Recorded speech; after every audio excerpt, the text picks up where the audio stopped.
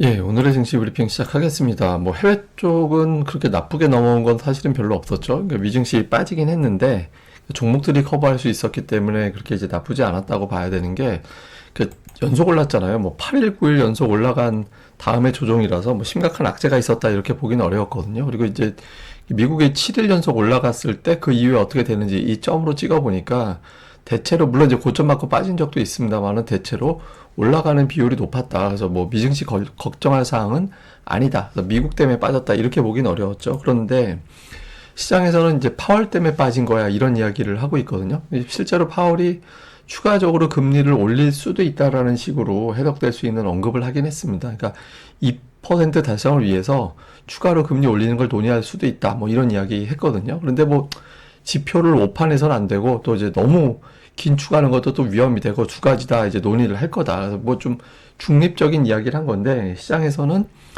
이제 내년도에 금리 내려갈 것 쪽으로 거의 기울어 있다가 파월이 올릴 수도 있어 이런 식의 시나리오를 제시하다 보니까 조금 이제 긴장을 하는 예, 그런 모습이었습니다. 다만 이제 해석은 뭐 닉 티미라우스 같은 경우는 뭐 추가한다든가 중단한다든가 확실하게 나타낸 거 없었다. 또 웰스파거에서는 그냥 인상 끝난 거다.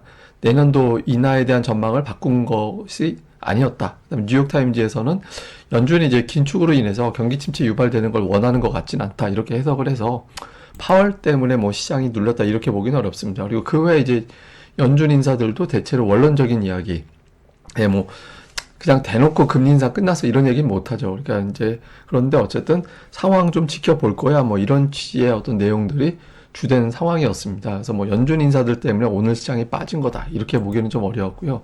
다만 조금 이제 영향을 줬다라고 시장에서 보는 거는 이제 미국 30년물 국채 발행이 있었는데 그 발행 금리가 4.769%, 그러니까 지난번보다 내려왔어요. 그러니까 이거는 악재라고 보기는 어려운데 다만 이제 응찰률 나 국채 살 거예요라고 해서 여기에 이제 참여한 사람들이 줄어들었다라는 거예요. 그러니까 사람들이 이게 줄어들기 시작하면 이제 금리를 더 쳐줘야 이거 국채를 팔 수 있으니까 이게 금리 이제 다 빠진 거 아닌가? 다시 여기서부터는 튀어 올라가는 거 아닌가? 이런 걱정을 좀 하게 됐고 그게 이제 파월 의장 발언하고 좀 맞물리면서 미국 금리가 4.5% 밑에까지 좀 생각을 했다가 4.6으로 튕겨 올라가면서 이제 시장에 이거 금리 다시 올라가니까 이러다가 다시 5% 갈지도 모르니까 이제 조금 숨고르게 하자, 경계하자 뭐 이런 분위기가 약간 이제 만들어진 것 같습니다. 근데 이거는 뭐 제가 보기에는 그냥 핑계고 오늘 결정적으로 우리 시장에 영향을 준 건 2차 전지였어요. 예, 테슬라 관련해서 이제 테슬라가 빠지면서 우리나라 2차 전지주에 영향을 줬죠. 그러니까 이제 HSBC에서 이제 보고서를 냈는데 수익 감소 우려되고 뭐 자율주행이라든가 도조 사업이라든가 이런 것들이 초기라서 어떻게 될지 잘 모르겠다. 그리고 이제 머스크에 대해서도 약간 이제 좀 보수적으로 좀 조심스럽게 보는 시각을 이야기했거든요. 그러면서 이제 목표 주가 146달러를 제시했습니다. 근데 사실 146달러 제시하는 거는 좀 너무한 거 아닌가 싶은데 어쨌든 이런 식으로 제시를 하다 보니까 2차 전지 관련된 종목군들이 큰 폭으로 빠지면서 이제 지수를 끌어내리는 예, 그런 역할을 했죠. 그래서 오늘 HSBC가 이제 우리나라 지수에도 영향을 주는 그런 상황이 됐던 것 같습니다. 근데 반면에 이제 또 반도체는 괜찮았잖아요. 엔비디아가 오늘 이제 장중에 더 많이 올라갔다가 이제 빠졌고, 근데 최고치, 한 500달러가 최고치였는데, 거기하고 별 차이가 안 나요. 최근에 꾸준하게 올라가서. 그래서 엔비디아도 올라가고, 마이크론 테크놀로지 같은 경우는 장중에 52주 신고가 찍고, 그러니까 4%까지 올라갔다가, 미증시가 하락을 하는 바람에 이제 탄력이 둔화되긴 했지만, 어쨌든 계속 올라가고 있잖아요. 그리고 우리나라 쪽에서도 계속 뭐, 그, 엔비디아는 뭐 중국에 수출 못하게 하니까, 그러면 저사양 제품 만들어서 수출할게라고 해서 거기에 맞춤형 3족 세트 출시한다라는 보도가 나오면서 또 이제 AI 관련된 종목군들이 움직일 수 있는 기반이 만들어진 데다가 또 이제 하이닉스도 내년도에 10조 원을 투자한다라는 보도가 좀 나왔죠. 그러니까 이런 것들이 하이닉스를 올리고 또 이제 AI 관련된 그러니까 HBM 관련된 종목군들을 좀 올리는 예, 그런 계기로 작동을 했습니다. 근데 이제 보면 그 2차 전지하고 반도체하고 좀 엇갈리는 게 이런 걸 있는 것 같아요. 그러니까 지금 이게 뭐냐면 IT 하드웨어 이거 이제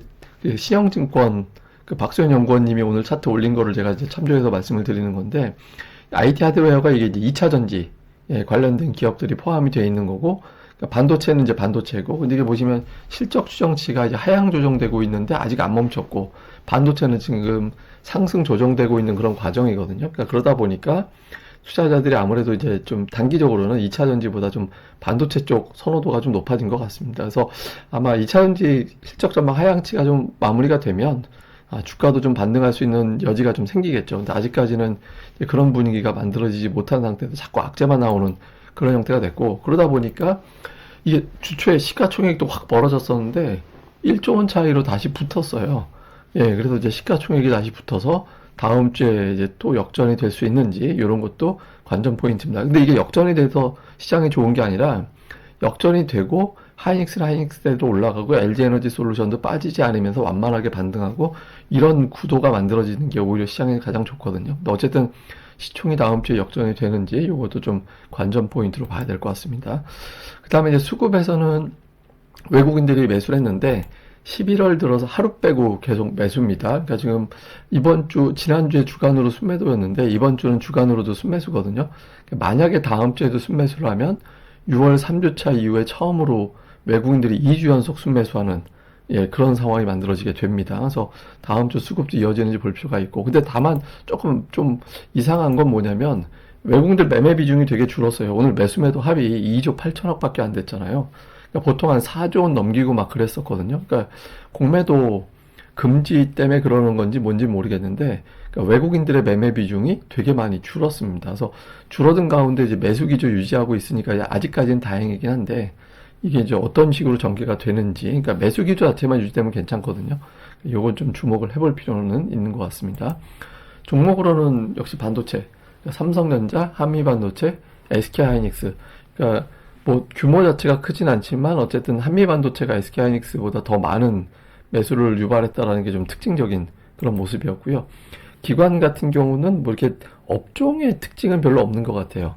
그냥 골라서 담았다. 그러니까 이런 느낌 정도? 골라서 담는 정도의 어떤 느낌이 좀 이제 있는 그런 모습이었고, 실제로 뭐 코스피 자체를 이제 매도하기도 했죠. 그 다음에 코스닥 쪽에서 외국인 투자자들은 게임주, 뭐 위메이드라든가 이런 어떤 게임 관련된 종목군들을 매수하고, 그 다음에 이제 반도체, 뭐 주성 엔지니어링, 하나마이크로, 원익 IPS, 그러니까 이런 것들을 좀 매수하는 모습을 보였고, 반면에 이제 에코프로나 에코프로비엔 같은 2차 전지는 이제 조금 매도 쪽에 조금 더 치우쳐 있는, 오전에는 이제 매수로 출발했었는데, 이제 오후 들어서는 이제 매도로 좀 바뀌는 이제 그런 모습을 보였고요. 기관 투자자들은 이제 미디어 관련주들, 그러니까 CJ ENM을 비롯한 이런 종목군들과 이제 엔터 부류의 종목군들이 좀 있었고, 그 다음에 이제 인텍플러스, 뭐 PSK 홀딩스, 동진세미캠, 솔브레인 그 아래 내려가면 또 종목들이 있거든요. 그래서 좀 반도체 관련된 종목군들을 어제 조금 매도 하나 보다 했었는데 이제 다시 또 매수로 담기 시작하는, 샀던 종목 잠깐 쉬었다 다시 담는 게 돼버리잖아요. 이렇게 되면서 어쨌든 그런 구도를 보여서 기관들이 이제 반도체 종목 상승을 좀 주도하는 그런 모양새를 보였습니다.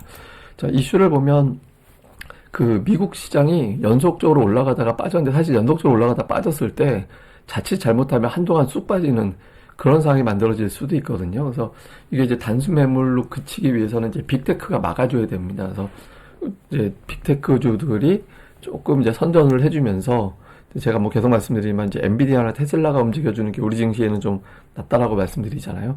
그런 구도가 되는지.